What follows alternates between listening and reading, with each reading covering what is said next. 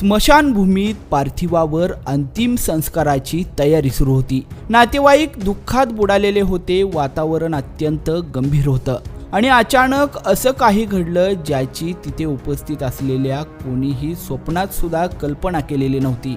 अचानक एक विचित्र थरकाप उडाला, लोकांची धांदल उडाली आणि एका क्षणात तिथे उपस्थित प्रत्येकाच्या पायाखालची जमीन सरकली। काय घडलं होतं असं? लोक दुःखाचा डोंगर विसरून थेट मृत्यूच्या भयाने पळू लागले। परिस्थिती इतकी भयानक बनली की अंत्ययात्रा सोडून चक्क मृतदेह तिथेच एकाकी सोडून लोकांना आपला जीव वाचवण्यासाठी पळावं लागलं। नेमकं काय आहे हे प्रकरण पाहण्यासाठी व्हिडिओ शेवटपर्यंत पहा आणि चॅनलवर तुम्ही नवीन असाल तर लगेचच येस प्राईम मराठीला सबस्क्राईब करा आणि त्यानंतर बेल आयकॉन दाबायला मात्र विसरू नका।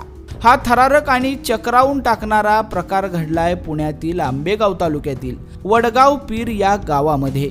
इथे स्मशानभूमीत एका अंत्यसंस्काराची प्रक्रिया सुरू असतानाच अचानक मधमाशांच्या प्रचंड मोठ्या आणि आक्रमक थव्याने उपस्थितांवर जोरदार हल्ला चढवला। काही समजण्याच्या आतच मधमाशांनी संपूर्ण स्मशानभूमीला विळखा घातला।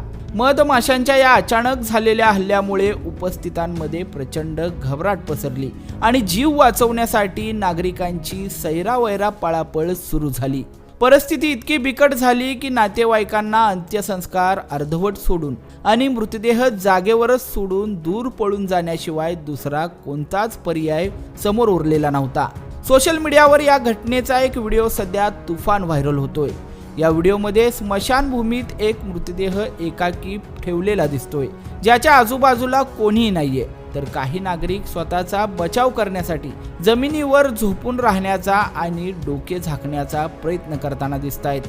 सुदैवाने या भयंकर घटनेत कोणतीही जीवितहानी झालेली नाहीये, मात्र मधमाशांच्या दंशामुळे अनेक नातेवाईक जखमी झालेले आहेत। या सर्वांना तातडीने जवळच्या रुग्णालयात दाखल करण्यात आलं असून त्यांच्यावर सध्या उपचार सुरू आहेत।